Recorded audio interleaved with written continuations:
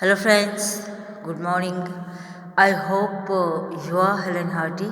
Today I explain our new topic in EVS standard 5th chapter number 18. No place for us. हमारे लिए कोई जगह ही नहीं है. देखते हैं अभी इस लेसन में क्या बताया गया है, तो जरा ध्यान रखना आप. जात्रिया भाई, तो क्या है जात्रिया भाई का देखते हैं अभी. जात्रिया भाई वो सिटिंग एट द डोर. जात्रिया भाई कहाँ पर बैठे थे?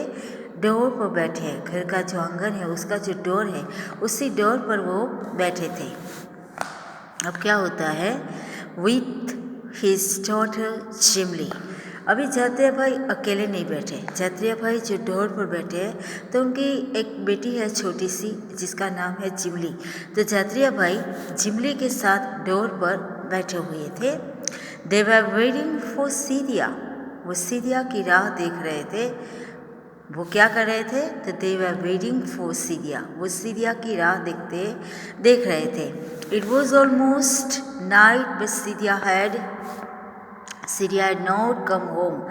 रात हो चुकी थी पर सीरिया वापस लौटी नहीं थी.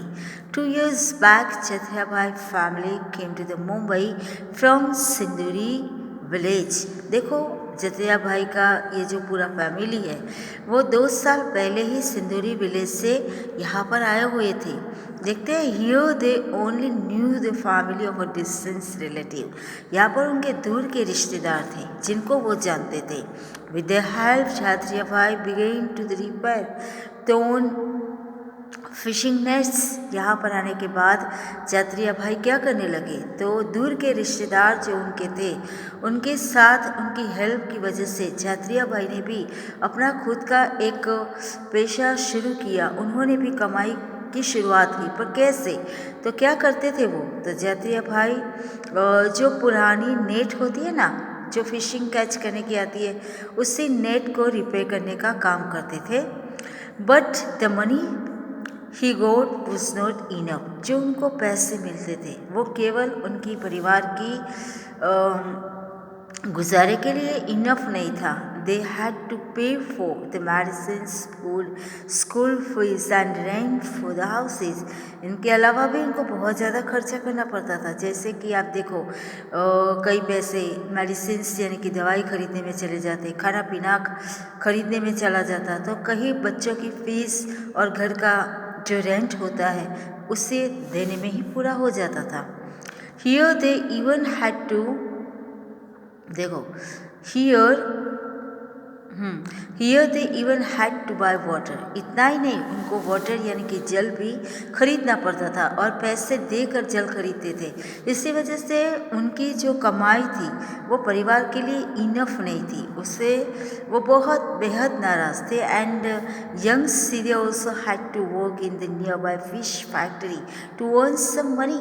युवा जो सीरिया है वो युवा सीरिया भी आसपास में कहीं पर भी ऐसे फिशिंग फैक्ट्री थी तो वहाँ पर वो भी काम करता था.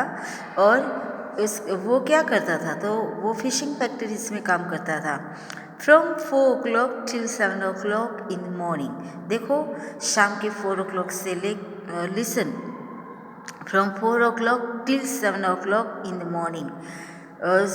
यहाँ पर आप देखो तो 4 o'clock से स्टार्ट करके सुबह के 7 o'clock तक उसे अपना काम करना होता था जो फिशिंग फैक्ट्री थी वहाँ पर. Okay, he cleaned and sorted the big and small fish. सबसे पहले तो छोटी बड़ी जो फिशेज होती उनको साफ सुथरा करके उसे सॉर्टिंग किया जाता. सॉर्टिंग यानी कि डिवाइड किया जाता. Then he would come home. इसके बाद ही वो घर वापस लौटते. Take a nap and go to school in the afternoon. फिर वो थोड़ी सी निंद्रा ले लेते. नाप यानी नींद ले लेना. तो इसके बाद क्या करते थे, तो थोड़ी सी वो नींद ले लेते और फिर क्या करते, वो स्कूल में चले जाते. आफ्टरनून यानी कि दोपहर में स्कूल में चले जाते. In the evening he would wander around the vegetable market. शाम होते ही वो वेजिटेबल मार्केट में चले जाते. And he would help some memsahib He would hail some memsahib to carry her bags or go to the railway station to pick up empty bottles and newspapers to sell to the कबाड़ी वाला।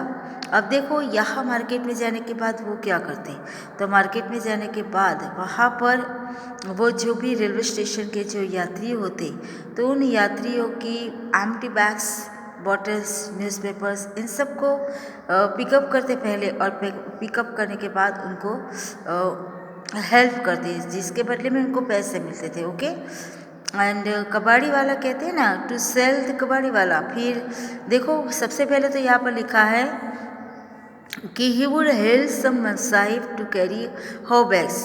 वहाँ railway station पर वो जाते तो वहाँ पर कहीं जो बड़े बड़े रिच घरानों के लोग होते उनको वो हेल्पफुल साबित होते। इसके अलावा क्या करते वो तो, और go to the railway station to pick up, इसके बाद वो रेलवे स्टेशन चले जाते जहाँ से वो क्या करते, तो एम्प्टी बोटल्स को इकट्ठा करते, न्यूज़पेपर्स हो तो न्यूज़पेपर्स सेलिंग करते कबाड़ी वाले के पास, और इससे जो पैसे मिलते उससे वो अपने गुजारा करते थे।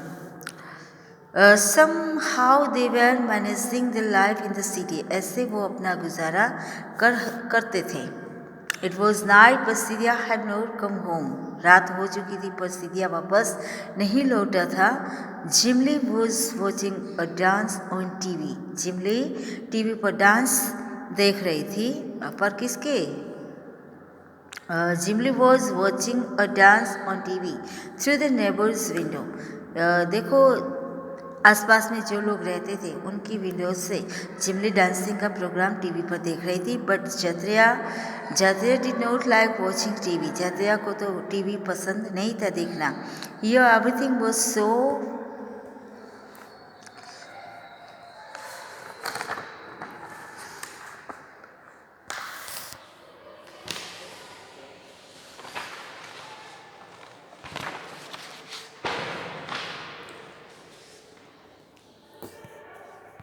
Here everything was so different and the day would pass running around for work. देखते हैं आप कि यहाँ पर सब पूरी तरह से अलग अलग टाइप्स का था। दिन तो काम करने में ही चला जाता था, but the evening brought back old memories, पर रात होते ही, शाम होते ही वो पुरानी यादों को ताज़ा करते थे।